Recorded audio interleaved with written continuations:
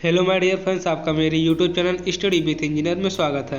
जैसा कि मैं आपको बता देना चाहता हूं कि यह सिर्फ पॉलीटेक्निक एंट्रेंस एग्जाम की तैयारी कर रहे स्टूडेंट के लिए है और मैं आपके लिए मोस्ट इम्पॉर्टेंट एमसीक्यू क्वेश्चन लेके आता रहूँगा, तो जिससे आपकी जो तैयारी है वो अच्छी से हो सके, जिससे कि आप एंट्रेंस एग्जाम में क्वालिफाई कर सकें। तो बिना किसी देरी के करते हैं वीडियो स्टार्ट नाउ। तो मेरा फर्स्ट क्वेश्चन है, किस रंग के प्रकीर्ण सबसे अधिक होता है? किस रंग का जो प्रकीर्ण है वो सबसे अधिक होता है? तो इसका जो राइट आंसर हो जाएगा वो दोस्तों वो बैगनी। बैगनी इज द राइट आंसर। वो आपको कमेंट बॉक्स में राइट आंसर बताते रहना है। तो नेक्स्ट क्वेश्चन की तरफ चलते हैं दोस्तों। मेरा अगला क्वेश्चन है, घरेलू विद्युत परिपथ में बल्ब एवं प्रयुक्त किए जाते हैं। वो किस क्रम में जो बल्ब है वो किस क्रम में प्रयुक्त किया जाता है? दोस्तों आपने अपने घरों में देखा होगा, जो आपका जो बल्ब है वो समांतर क्रम में जोड़ा जाता है दोस्तों। तो इसका जो राइट आंसर हो जाएगा वो ए, समांतर क्रम में। नेक्स्ट क्वेश्चन की तरफ चलते हैं दोस्तों। मेरा अगला क्वेश्चन है, नाभिकीय ऊर्जा प्राप्त करने हेतु आवश्यक है। जो आप नाभिकीय ऊर्जा का उपयोग करते हैं वो किस चीज़ का बना हुआ होता है दोस्तों? वो जो है यूरेनियम का बना होता है। किससे बना होता है? यूरेनियम का होता है। तो नेक्स्ट क्वेश्चन की तरफ चलते हैं दोस्तों। मेरा अगला क्वेश्चन है, तेजी से आग बुझाने में किसका प्रयुक्त किया जाता है दोस्तों? तो तेजी से जो है वो आग बुझाने के लिए झाग अग्निशामक जो यंत्र होता है एक दोस्तों, उससे हम इसका प्रयोग करते हैं। तो इसका जो राइट आंसर हो जाएगा वो बी। नेक्स्ट क्वेश्चन की तरफ चलते हैं दोस्तों। मेरा अगला क्वेश्चन है, सूर्य के प्रकाश की ऊर्जा पृथ्वी तक किसके द्वारा पहुंचती है दोस्तों? तो ये किसके द्वारा पहुंचती है? वो विकिरण के द्वारा। तो इसका जो राइट आंसर हो जाएगा वो ए, विकिरण के द्वारा जो प्रकाश जो सूर्य की ऊर्जा है वो पृथ्वी तक पहुंचती है। अगला क्वेश्चन दोस्तों, मेरा अगला क्वेश्चन है, निम्न में से कौन सदिश राशि है? तो इसका जो राइट आंसर हो जाएगा वो वेग। वेग जो है एक सदिश राशि है और बाकी जो विद्युत धारा, आयतन और चाल है एक अदिश राशि है। नेक्स्ट क्वेश्चन दोस्तों, कूलाम इकाई है, यानी कूलाम जो है वो किसका इकाई मात्रक है? वो विद्युत आवेश का। विद्युत आवेश का जो मात्रक होता है कूलाम होता है। अगला क्वेश्चन, एक एंगस्ट्राम किसके बराबर होता है? तो जो एक एंगस्ट्राम है वो 10 मीटर के बराबर होता है। और आप लोगों से मैं एक क्वेश्चन पूछता हूँ कि एक माइक्रोन बराबर कितना मीटर होता है? ये आपको राइट आंसर मैं आपको कमेंट बॉक्स में बताऊंगा। जो पहले इसका जो राइट आंसर देगा मैं उसी को इसका पीडीएफ भी दे दूंगा। नेक्स्ट क्वेश्चन, अगला क्वेश्चन है, लोहे का शुद्ध रूप कौन सा है? तो जो लोहे का है वो शुद्ध रूप पिटवा है।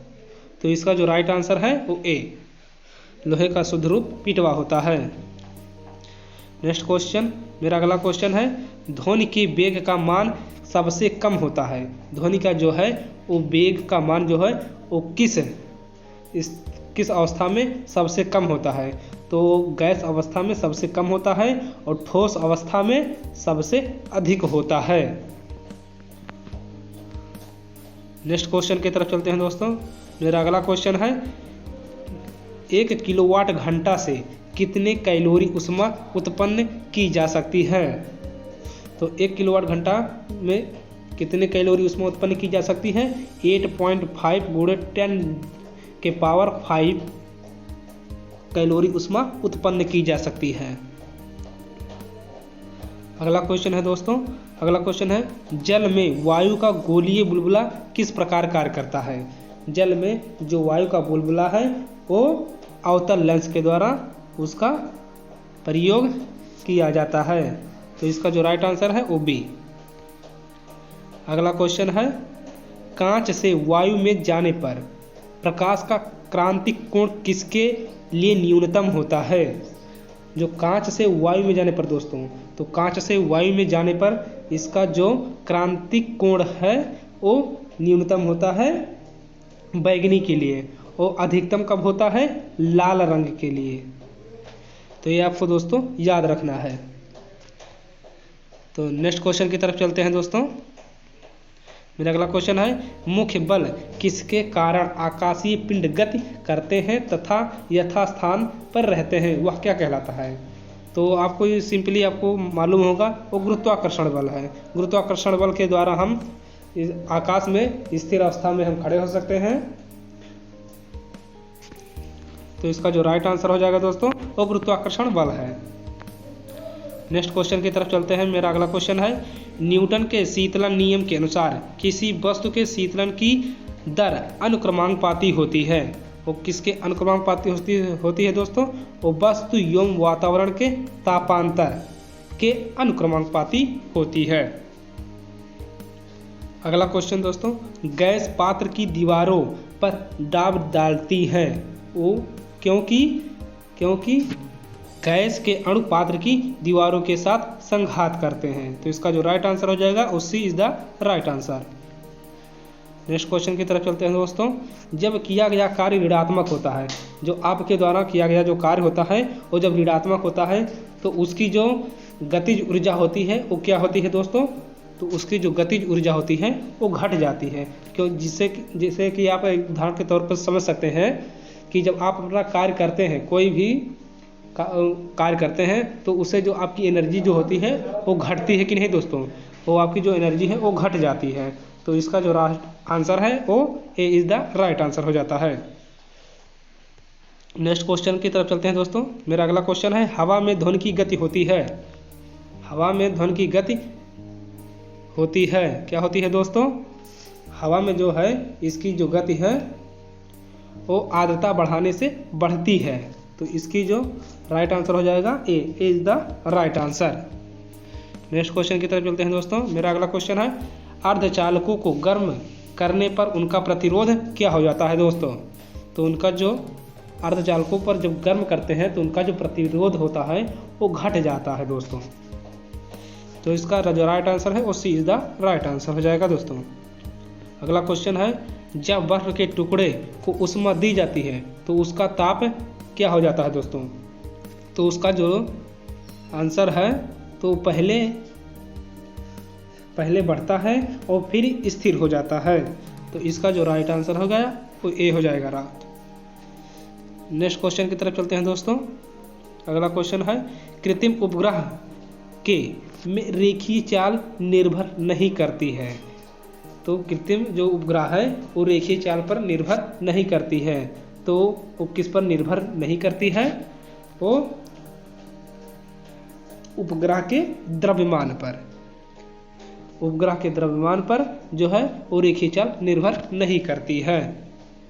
तो B is the right answer हो जाएगा दोस्तों।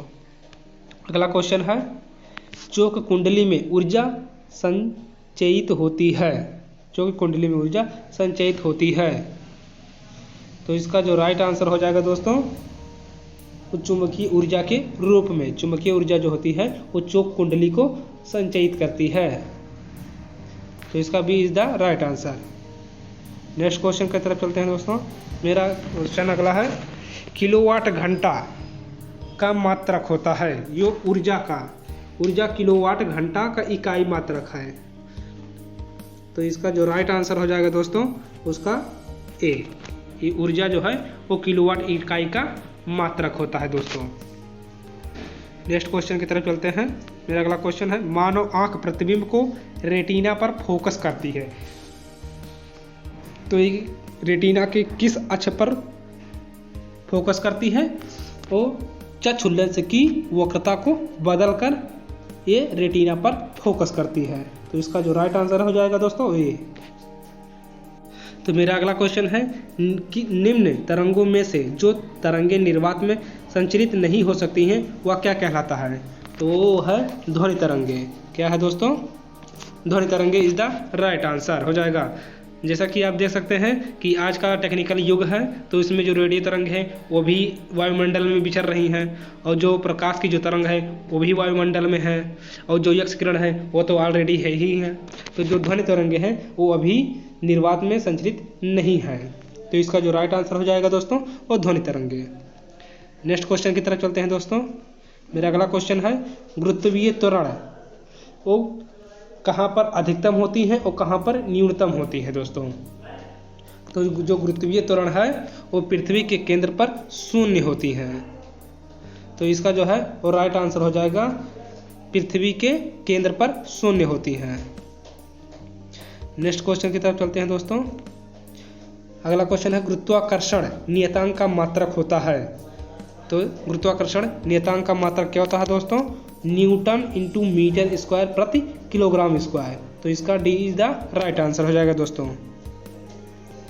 मेरा अगला क्वेश्चन है जूल नियतांक का मान होता है, कैलोरी प्रति जूल दिया है, उसका जो मान होता है वो क्या होता है? कैलोरी प्रति जूल में पूछा है दोस्तों, इसमें पूछा है कैलोरी प्रति जूल में इसका मान बताइए क्या होता है। तो इसका जो मान होता है 8.36 जूल प्रति कैलोरी। इसका जो है राइट आंसर हो जाएगा दोस्तों। नेक्स्ट क्वेश्चन की तरफ चलते हैं। अगला क्वेश्चन है प्रकाश कांच में प्रवेश करता है। जो प्रकाश है वो कांच में कैसे प्रवेश करता है तो क्या होता है? उसकी जो तरंग है बदल जाती है या आवृत्ति या क्या हो जाता है दोस्तों? तो उसका जो है आवृत्ति नहीं बदलती है। क्या? आवृत्ति नहीं बदलती है।